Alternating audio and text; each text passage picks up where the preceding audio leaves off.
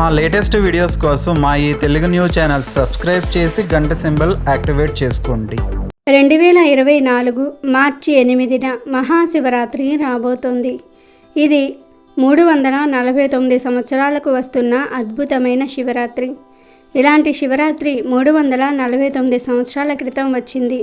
శ్రవణ ధనిష్ట నక్షత్రాల కలయికతో శుక్రవారం రోజున మహాశివరాత్రి రావటం చాలా అరుదు. ఇలాంటి శివరాత్రి 1675వ సంవత్సరంలో వచ్చింది. మళ్ళీ 349 సంవత్సరాల తర్వాత ఇప్పుడు వచ్చింది కనుక ఈ శివరాత్రి చాలా విశేషమైనదని శాస్త్ర పండితులు చెప్తూ ఉన్నారు. మాఘ బహుళ చతుర్దశికే మహాశివరాత్రి అని పేరు. శివుడి పండుగల్లో ప్రధానమైనది మహాశివరాత్రి. ఈ పవిత్ర దినాన భక్తులు శివుణ్ణి 3 పద్ధతుల్లో పూజిస్తారు. అవి శివార్చన, ఉపవాసము, జాగరణ. వీటిల్లో ఉపవాసానికి చాలా ప్రాధాన్యత ఉంది. వాస్తవానికి మహాశివరాత్రి నాడు ఉపవాసం చేసి శివనామ స్మరణ చేయటం కన్నా ముఖ్యమైనది శివుడికి మరి ఒకటి లేదు. ఉపవాసం అంటే మనసును శివునికి దగ్గరగా ఉంచటమని శాస్త్రాలు చెప్తూ ఉన్నాయి. శివుణ్ణి మనసుకు దగ్గరగా ఉంచాలంటే శివ ధ్యానం చేయాలి. శివ ధ్యానం చేసే శివానందం కలుగుతుంది, శివుని అనుగ్రహం లభిస్తుంది. ఇలా శివ ధ్యానం చేయాలంటే రోజంతా మేల్కొని ఉండాలి. అలా మేల్కొని ఉండాలి అంటే పొట్టను ఖాళీగా ఉంచాలి. అలా ఖాళీగా ఉంచడాన్ని ఉపవాసం అంటారు.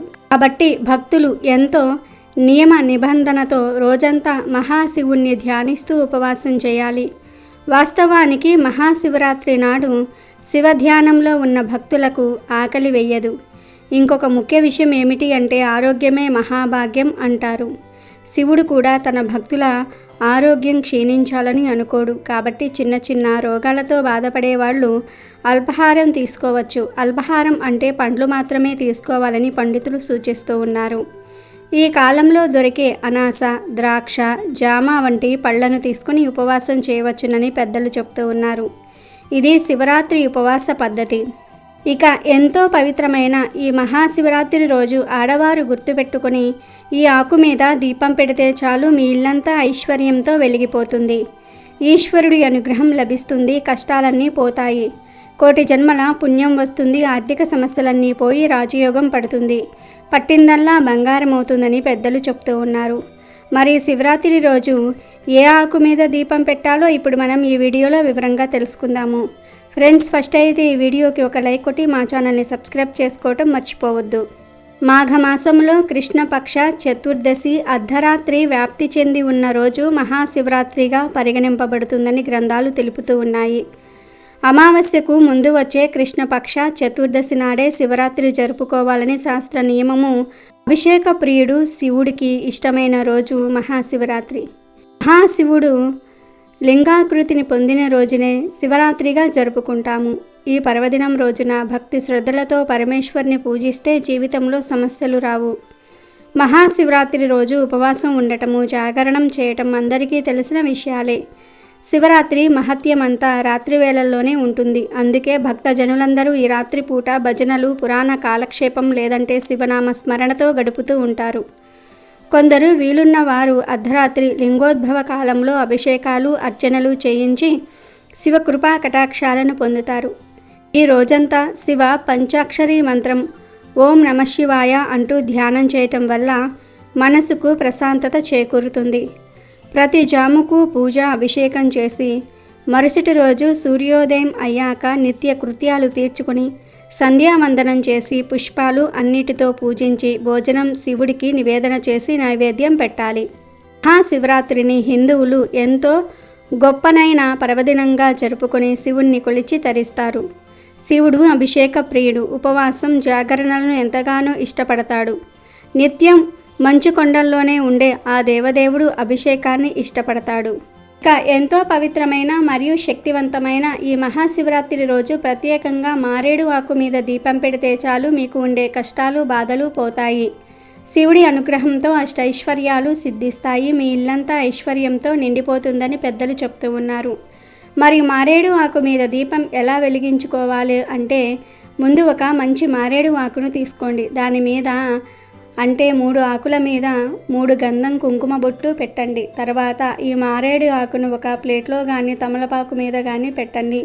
ఆ తర్వాత మారేడు ఆకు మీద ప్రమిదను పెట్టి ఆవు నెయ్యి వేసి 5 వత్తులతో దీపం వెలిగించండి. ఈ దీపాన్ని కూడా అగ్గిపుల్లతో వెలిగించవద్దు. ఏక హారతితో కానీ సాంబ్రాణి పుల్లలతో కానీ వెలిగించండి. తర్వాత ఈ దీపానికి బొట్లు పెట్టి ఒక పువ్వును సమర్పించి నమస్కారం చేసుకోండి. ముఖ్య విషయం ఏమిటి అంటే ఈ దీపాన్ని రాత్రిపూట లింగోద్భవ కాలంలో వెలిగించుకోవాలి. మీరు ఇంట్లో ఉంటే ఇంట్లో, లేదా గుడిలో ఉంటే గుడిలో, ఇలా ఎక్కడైనా సరే ఈ దీపం వెలిగించుకోవచ్చు. ఇలా దీపం పెడితే శివుడి అనుగ్రహంతో సకల ఐశ్వర్యాలు సిద్ధిస్తాయి. ఎందుకంటే మారేడు ఆకు అంటే శివుడికి చాలా ఇష్టం.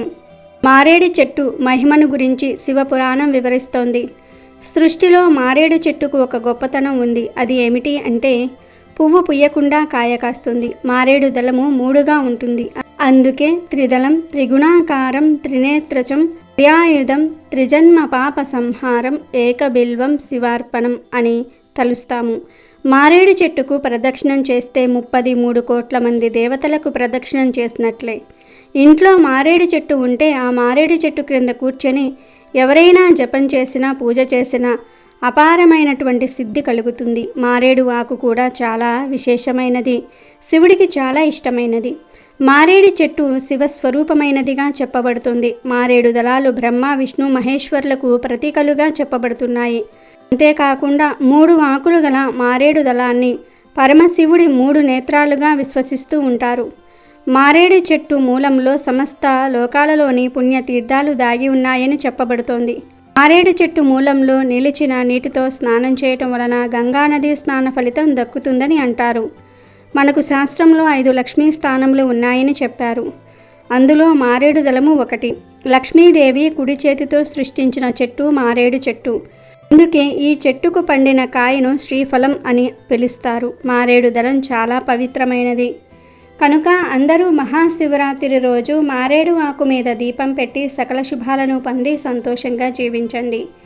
శివుడి అనుగ్రహాన్ని కూడా పొందండి.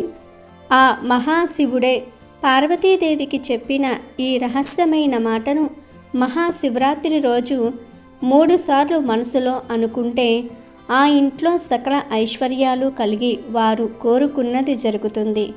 ఎవరైతే శివరాత్రి రోజు నిత్యం లేదా వీలైనన్ని సార్లు ఈ మంత్రాన్ని మనసులో అనుకుంటారో వారి ఇంట్లో ధనానికి లోటు ఉండదు, అన్నీ శుభాలే జరుగుతాయి.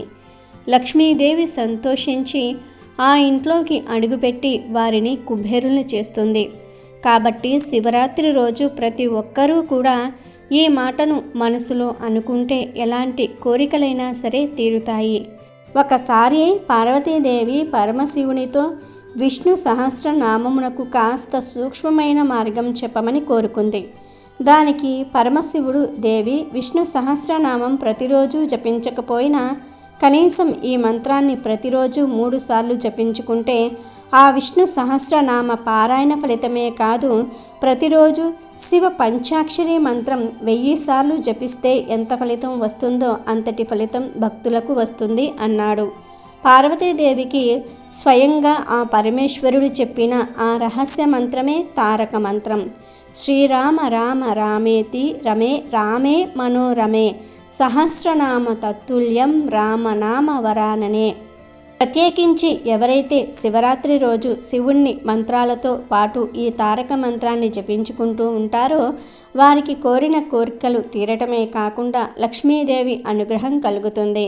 ఏ భక్తులు కాశీలో జీవిస్తూ ఆ పుణ్యక్షేత్రం యందు మరణిస్తారో వారి మరణ సమయాన ఆ భక్త శంకరుడే ఈ తారక మంత్రాన్ని వారి కుడి చెవిలో చెప్పి వారికి సద్గతిని కలిగిస్తాడని ప్రగాఢ విశ్వాసం. అంతేకాదు శివరాత్రి రోజు ఎవరైతే ఈ తారక మంత్రాన్ని 3 సార్లు జపిస్తారో వారి సమస్త పాపాలు కూడా ఆ రామ నామ అగ్ని జ్వాలలో పడి దహించుకుపోతాయి. మిక్కిలి జ్ఞానం, జన్మరాహిత్యం కలుగుతుంది. తారక మంత్రాన్ని మహాశివుడు పార్వతీదేవికి రహస్యంగా వివరించాడు. కాబట్టి మహాశివరాత్రి రోజు ఈ మంత్రాన్ని 3 సార్లు లేదా వీలైనన్ని సార్లు పఠిస్తే సద్గతులు ప్రాప్తిస్తాయి. ఈ తారక మంత్రాన్ని 3 సార్లు పఠిస్తే విష్ణు సహస్రనామాన్ని పఠించినంత ఫలితం కలుగుతుంది. శివ పంచాక్షరి మంత్రాన్ని 1000 సార్లు జపిస్తే ఎంత పుణ్యం కలుగుతుందో అంత పుణ్యం కలుగుతుందని స్వయంగా శివుడే పార్వతీదేవికి చెప్పాడు. కాబట్టి మహాశివరాత్రి రోజు ఏం చేసినా చేయకపోయినా ఇప్పుడు మనం చెప్పుకున్న ఈ మంత్రాన్ని మనసులో 3 సార్లు అనుకుంటే చాలు, మీ జన్మల పాపాలన్నీ కూడా తొలగిపోతాయి. అమెజాన్లో బెస్ట్ డిస్కౌంట్స్ కోసం వీడియో డిస్క్రిప్షన్లో లింకు ఉంది, చూడండి. అలాగే మా టెలిగ్రామ్ ఛానల్ సబ్స్క్రైబ్ చేసుకోండి.